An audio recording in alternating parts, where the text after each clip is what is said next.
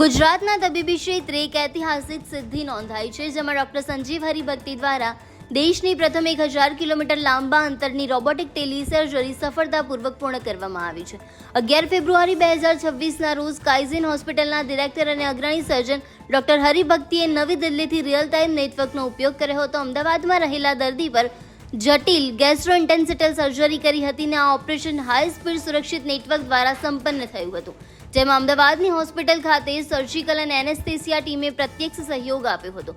નિષ્ણાંત સર્જરો હવે દર્દીને અન્ય શહેરમાં ખસેડ્યા વિના જ દૂરથી જ ઓપરેશન કરી શકશે.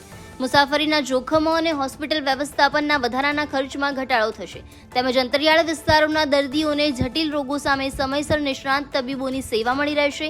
આ મહત્વપૂર્ણ પ્રોજેક્ટમાં ડોક્ટર સંજીવ હરિભક્તિની સાથે ડોક્ટર કે.એસ. પટેલ, ડોક્ટર અતુલ જે. શાહ અને અન્ય નિષ્ણાંતોની ટીમે મહત્વનું યોગદાન આપ્યું છે. આ સફળતા સાથે ગુજરાત હવે પ્રિસિઝન GI મિનિમલી ઇન્વેસ્ટિવ સર્જરી ક્ષેત્રે વૈશ્વિક સ્તરે પણ નવી ઓળખ પ્રસ્થાપિત કરી રહ્યું છે. Doctor Sanjeev Haribhakti, gastroenterology robotic સર્જન, કાઇઝન હોસ્પિટલ, અમદાવાદ.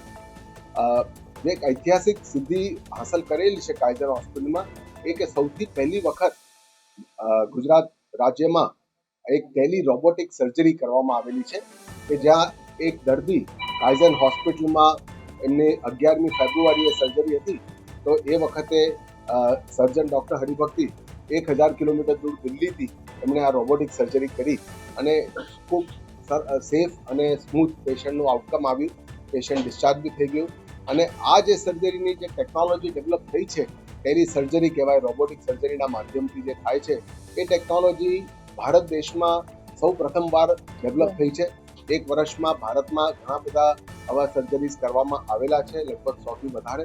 અને એના માટે જવાબદાર છે કે SSI મંત્રા નામનું ભારતમાં ડેવલપ થયેલું મેડ ઇન ઇન્ડિયા રોબોટ, કે જેના દ્વારા આ ટેકનોલોજી પોસિબલ છે, કે જ્યાં આપણે બે જગ્યાએ જુદી જુદી જગ્યાએ સર્જન હોય ને ક્યાંક પેશન્ટ હોય અને એની આપણે સર્જરી કરી શકીએ.